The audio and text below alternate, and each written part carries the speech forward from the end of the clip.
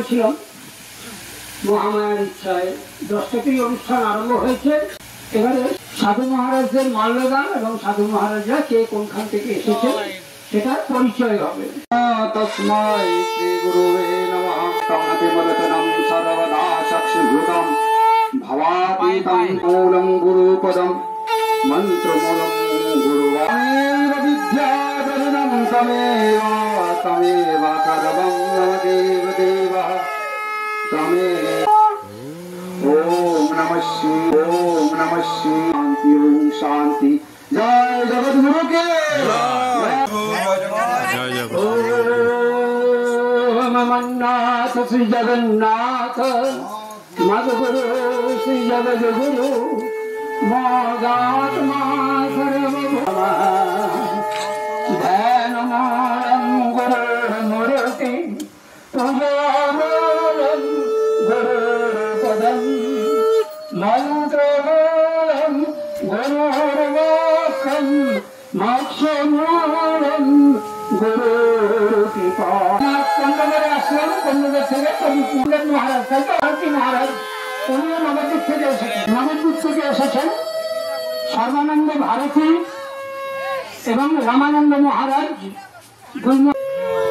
এবারে তপন মহারাজকে বরণ করে তো সে তপন মহারাজকে এখানে এনায়তপুর কালীবাড়ি নীলমানন্দ আশ্রমের সাধিকা শিবরামা, এনায়তপুর শিবরামা খেয়ালবান্ধা গ্রামের বৈরাগী পাড়ার সাধক, মহান্ত উচ্চস্তরের বৈষ্ণব সাধক। ওনাকে এবার মাল্যদান হচ্ছে।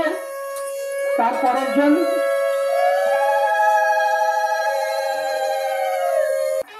না মাঝে একদিন ছিল, যাই হোক যোগমায়া মালদা থেকে এসেছেন। আমার সন্ন্যাসিনী সাধিকা মালদার ইয়ে থেকে কি নাম জানে মথুরাপুর ভূতনি গ্রাম থেকে, ওখানে ওনার নিজস্ব আশ্রম আছে। যোগমায়া সাধিকাকে মাল্যদান করছে উর্মি গড়াই, সঙ্গে আছে সুস্মিতা পাল, সবিতা পাল। এরা আশ্রমের তরফ থেকে মাল্যদান করছে। এবার আরো দুজন পরপর আছে, একজন চৌহাট্টার সাধক আর একজন আমাদের গ্রামেরই খেয়ালবান্ধা গ্রামের সম্ভবত রামপ্রসাদ সাধু বাবা। রামপ্রসাদ তো ঠিক নাম বলছি তো? হ্যাঁ, রামপ্রসাদ সাধু বাবা। সবাইকে এখানে মাল্য দিতে পারিনি, সব আড়াল করে আছে মাঝে, তখন ঢুকেছে আমার খেয়াল হয়নি। পাঠাচ্ছি। কই নীলকণ্ঠ মহারাজ কোন দিকে?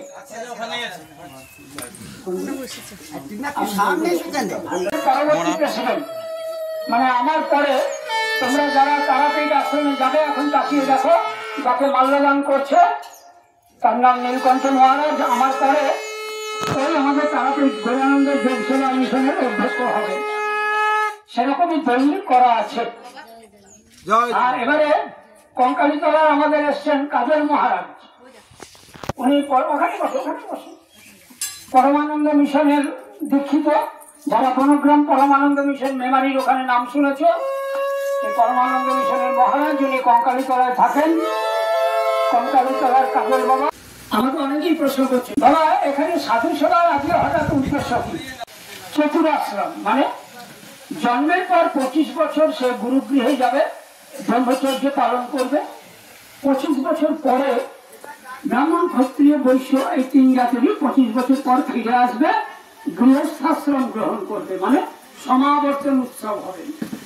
এই গৃহস্থাশ্রমে সে 25 বছর সংসার করার পর আবার ছেলে বউয়ের হাতে সংসার সঁপে দিয়ে 50 ঊর্ধ্বে বনম ব্রজে, 50-এর পর সে বানপ্রস্থ নেবে।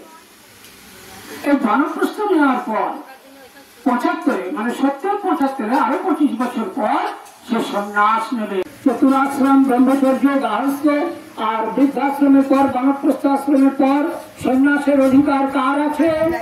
না সংসারী। তো সেই সংসারীর চতুরাশ্রমের একটা আশ্রমে আজকে এই গ্রামের ফাল্গুনানন্দ তীর্থ সন্ন্যাস নিয়ে প্রবেশ করেছে। এই সেই ফাল্গুনানন্দ তীর্থ। আর 90 দিন পর একটা সাধু ভান্ডারা আমাদের দেওয়ার নিয়ম। আজকে ফাল্গুনানন্দ তীর্থ এবং ওর সহযোগী মাতাজি, ওর ছেলে বৌমা, ওর পাশের বাড়ির ভাইপো, গ্রামবাসীরা, ওর গুরু ভাইরা সবাই মিলে আজকের এই অনুষ্ঠান চেষ্টা করছে তোমাদের সফল করতে। এখানে এই প্রথমবার খেয়ালগঙ্গা গ্রামে এই অনুষ্ঠান হচ্ছে।